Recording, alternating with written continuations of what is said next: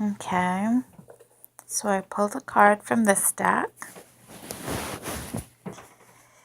It says, "My Father gives you the true bread from heaven." John 6:32. And I found it. I found the passage, and I'm going to read it. Jesus, the bread of life. When they found him on the other side of the lake, they asked him, "Rabbi, when did you get here?" Jesus answered, "I tell you the truth, you are looking for me, not because you saw miraculous signs, but because you ate the loaves and had your fill. Do not work for food that spoils, but for food that endures to eternal life, which the Son of Man will give you. On him God the Father has placed his seal of approval." Then they asked him, "What must we do to do the works God requires?" Jesus answered, "The work of God is this, to believe in the one he has sent." So they asked him, "What miraculous sign then will you give that we may see it and believe you? What will you do?" "Our forefathers ate the manna in the desert, as it is written, He gave them bread from heaven to eat." Jesus said to them, "I tell you the truth. It is not Moses who has given you the bread from heaven, but it is my Father who gives you the true bread from heaven.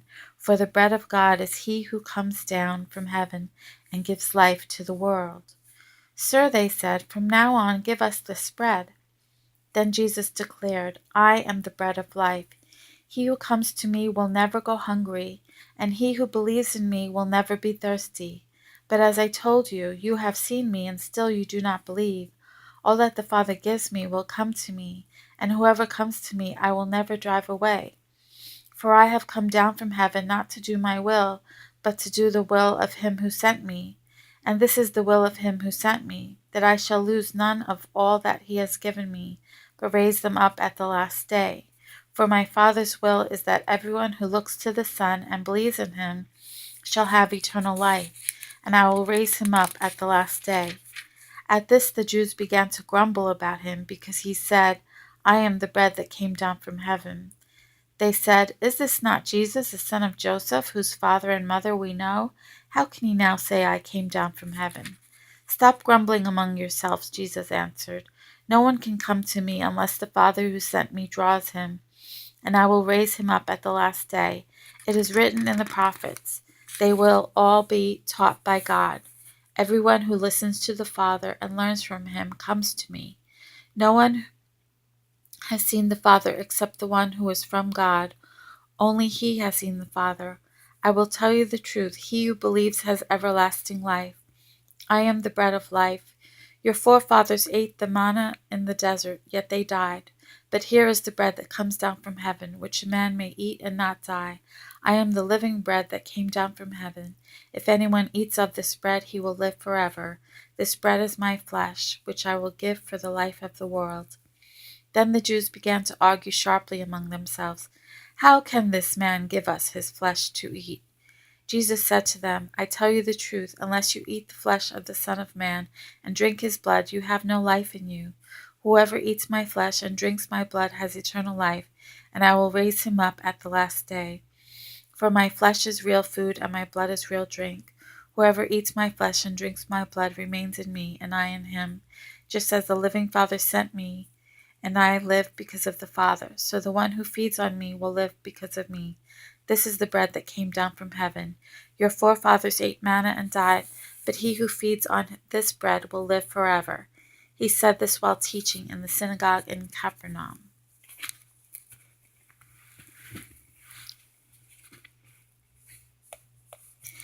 And I'm just going to read a paragraph from The Divine Principle, page 280.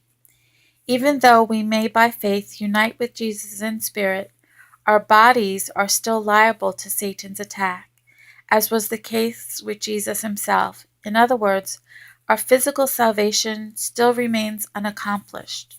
Still, if we believe in the resurrected Jesus, he will guide us to enter spiritually his realm of resurrection, which is invulnerable to Satan invasion. There we are released from the conditions which allow Satan to accuse us, and we are spiritually saved." So Jesus offers spiritual salvation. Physically, your body is still subject to the temptations of Satan, the temptations of the flesh,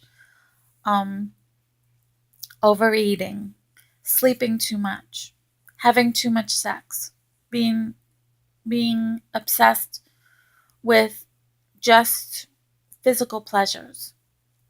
These are things that our body is subject to those temptations.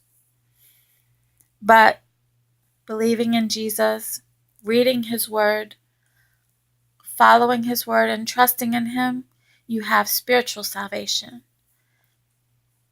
Through the second coming, the Lord of the second advent, Reverend Sun Myung Moon, you can have physical salvation as well. You can be no longer subject to the temptations of the flesh.